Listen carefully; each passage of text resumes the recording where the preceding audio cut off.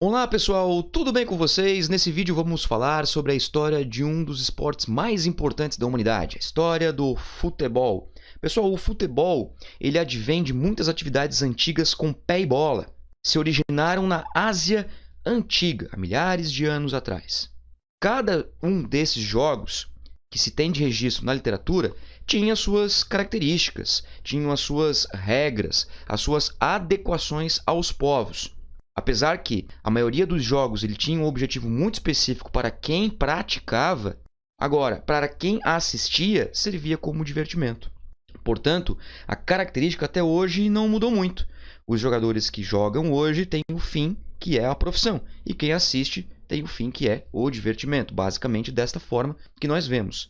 A história conta, inclusive, que o futebol, principalmente nas atividades advindas da China, como o Tsushun, onde se tinha uma característica muito forte que, quando os guerreiros iam para uma guerra e eles se confrontavam, o que acontecia? Eles pegavam os corpos adversários, decapitavam suas cabeças, traziam as cabeças para os seus vilarejos e, como forma de comemoração, chutava a cabeça do adversário vencido, do guerreiro vencido. Portanto, existe uma cultura muito forte do futebol em relação à violência hoje. Mas na época era uma cultura, era uma forma de agradecer a vitória que se teve em uma determinada batalha ou guerra. O Tsushun foi importante por isso, especialmente porque a partir do Tsushun começou então a se datar a história do futebol. Por mais que seja antigo, a data tem-se então de 2000 a 5000 anos antes de Cristo.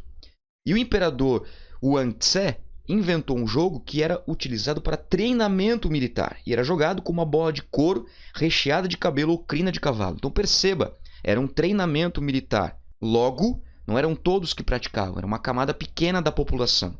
Assim como no Kemari. O Kemari é um jogo japonês e a nascente do futebol, a origem dos jogos com pé e bola também se tem no Japão, onde as práticas ocorreram em torno aí de 2000 anos antes de Cristo. E um pouquinho diferente do Tsushun, era jogado num campo bem menor comparado ao Tsushun, e também tinha uma característica religiosa, além do militar. Então, os japoneses utilizavam também como forma de agradecimento e culto aos deuses. E uma característica bem bacana aí do Kemari é que não podia deixar a bola tocar no solo, não podia cair no chão. Quando caísse no chão, era entregue para os adversários. Posteriormente, pessoal, saindo da Ásia, Japão e China, vamos então para a Europa, onde se tem o Epísqueros, Grécia, os gregos, importantes na história da educação física. A partir dos anos 800 a.C., século VIII, portanto, onde era praticado por duas equipes, e a maioria dos registros da literatura apontam entre 12 a 14 jogadores. Características que são muito parecidas com o que se tem hoje, era um campo retangular, que é o caso do futebol atual, cujo o objetivo era marcar pontos em traves opostas. Então veja, tinha o objetivo de passar a bola ou objeto jogado em uma trave. E era um jogo considerado muito violento. Era considerado muito violento. Jogado por homens fortes, por homens altos, por homens resistentes. Então veja, mais uma vez uma característica para poucas pessoas. Os romanos, pessoal, eles pegaram o Epísqueros e adaptaram à sua realidade. E chamaram esse jogo de Arpastum. É um jogo romano, em torno aí de 200 anos antes de Cristo, e era considerado bem mais violento que o Epísqueros. Inclusive, a história da humanidade, em alguns pontos importantes, Roma Antiga era um povo bem violento, pessoal? Portanto, olha que importante conhecer a história da humanidade, e é claro que os romanos foram fundamentais para a humanidade, e de fato para o futebol não foi diferente. O Arpastum ele era um jogo com uma bola feita de bexiga de boi e era um exercício vigiado até mesmo por imperador. Era um jogo, era um exercício para treinamento militar. E como era vigiado, era um exercício, poderia durar horas. Eles praticavam horas nas areias junto aos mares.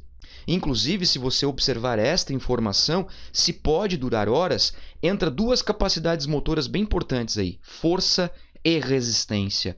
Mais uma vez, os homens fortes e os homens resistentes praticando. Bom, indo para a França, o Sul, em torno aí de 50 anos antes de Cristo, já era dividido por posições em campo. Olha só que bacana. Vem uma característica bem interessante. posições em campo. Então já existia funções específicas, né? E era praticado pela realeza e era permitido, pessoal, olha só, usar soco, chute e quaisquer outros golpes violentos. Isso era permitido pelo jogo, tá? Só que era praticado pela realeza. Então, Henrique II, rei da época, proibiu o jogo se fosse visto praticado por outras camadas sociais, mas aí a justificativa era porque o jogo era violento, mas na verdade não se queria que o jogo fosse praticado por qualquer um, entre aspas, e sim somente pela realeza. O que ele fez então?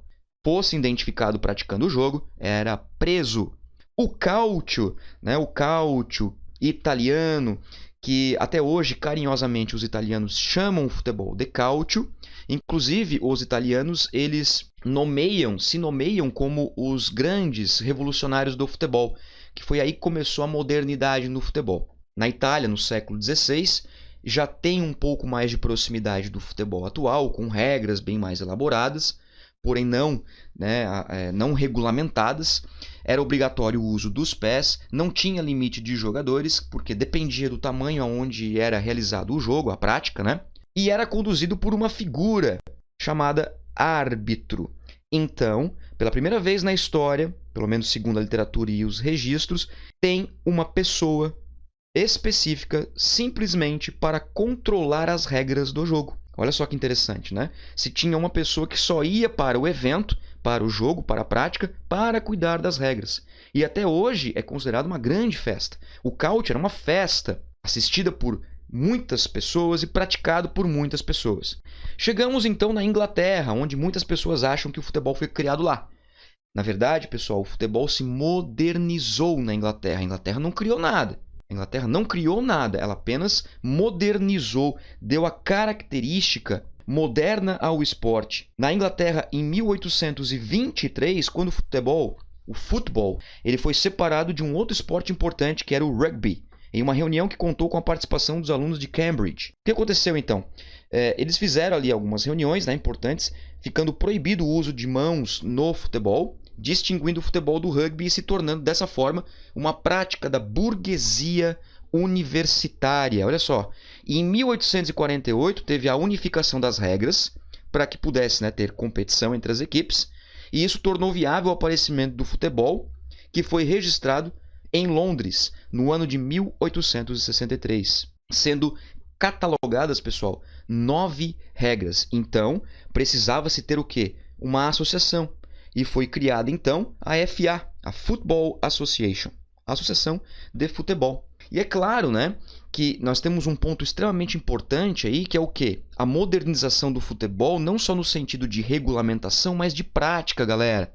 Que essa é a questão. Se vocês olharem todas as telas que nós vimos até agora, todos os jogos que nós vimos, eram praticados por poucos, assistido por muitos, mas praticado por poucos. Com a Revolução Industrial, que foi um outro ponto marcante na história da humanidade, o esporte começou a ser difundido por todas as camadas populares, ou seja, mais pessoas que não somente burgueses ou realeza pudessem praticar e praticaram de fato, deram aquela questão do futebol como um dos esportes mais populares que nós temos.